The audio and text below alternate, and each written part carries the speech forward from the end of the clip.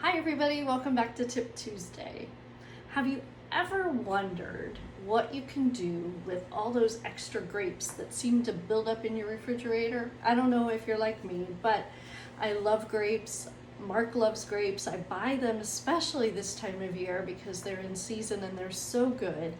But we can only eat so many of them, and I usually find a big pile of them in the fridge and think, oh, what am I gonna do? And I remember one time seeing a recipe for, I think it was chicken with roasted grapes, and I thought, oh, that's interesting. I never thought about cooking grapes. I mean, we bake apples, we bake peach cobbler and berry pies. I'm not sure why it never really crossed my mind, but it never did that I could cook with grapes. So I played around with it, and let me tell you, they are absolutely delicious, and it is really a great way to use extra grapes that might be just starting to soften a little bit and getting close to that turning point. You don't want to waste them. So roasting them is a great way to condense them, intensify the flavor of them, and you can then add them to different dishes like a grain salad, or you could roast them with some chicken, or I'm going to show you what I'm going to do for tonight for dinner. But with grapes, all right, first back up a little bit. Roasting and baking, what's the difference? They're both dry heat. You're cooking over dry heat. Baking, you tend to cook at a little lower temperature, between 300 375, and roasting a bit higher, around 400 to 450. Roasting tends to cook very quickly, and for things like meat, it browns the surface very fast, kind of sealing in the juices of the meat.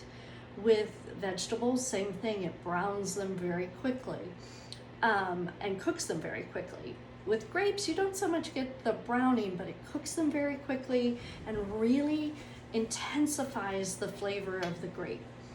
Can you tell? I just love roasted grapes. They're so flavorful.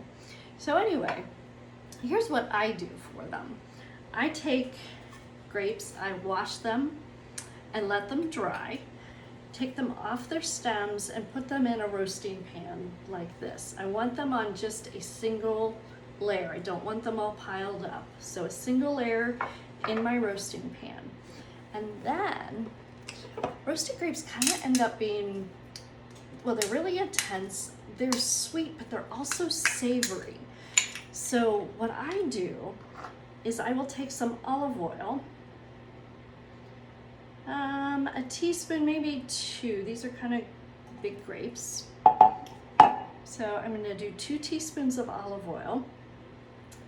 And then I'm going to chop some rosemary, some fresh rosemary. You can use dry if that's all you have, but I happen to have some fresh in my fridge that I also want to use. So I'm going to just chop it up quickly and sprinkle it over top. Add a little bit of salt. Again, it's going to bring out the sweetness and the savory notes. And then toss them really, really well. So what I want to do is coat those grapes really well with olive oil so they're completely coated. Then I'm going to pop them in my preheated oven at 425 is where I put it, 425, and I'm going to roast them for between 20 and 30 minutes. What I want is to get them nice and soft, and I'll show you in a minute.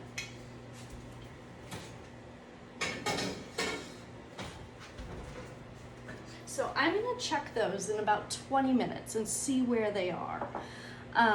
Sometimes bigger grapes, they may take up to 30, and that's okay.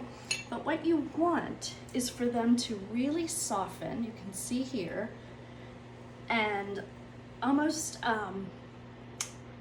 just so they're really soft. You can take your fork and almost kind of mash them a little bit. And that's what I've done with these. And I've kind of chopped them up a little bit. And the reason I'm doing that is because of the way I'm going to use them.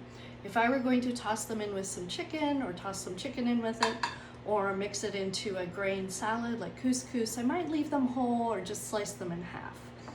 But what I'm going to do is make a crostini out of them. So let me show you.